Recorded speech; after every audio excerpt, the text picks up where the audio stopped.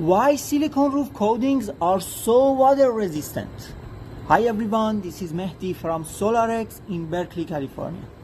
A common question we hear is, why is silicone coating so resistant to water? The answer starts with the chemistry of silicone itself. Silicone polymers are built on what's called a siloxane backbone. That's a chain of silicone and oxygen atoms, SiOSi, with organic side groups attached to it. This molecular structure naturally repels water, and water molecules don't bond to silicone and they don't absorb into it either. Another key point is that water does not break down silicone.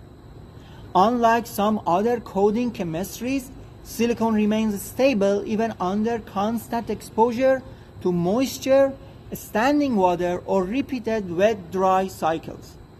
That's why silicone coatings like our SiliconEx 500 stay flexible, waterproof, and durable for years even in harsh weather conditions. So when you apply SiliconEx 500, you are not just adding a surface layer. You are installing material whose chemistry is fundamentally designed to resist water.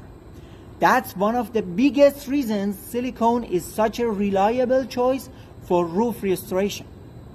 Alright, question, comment, like, more, subscribe.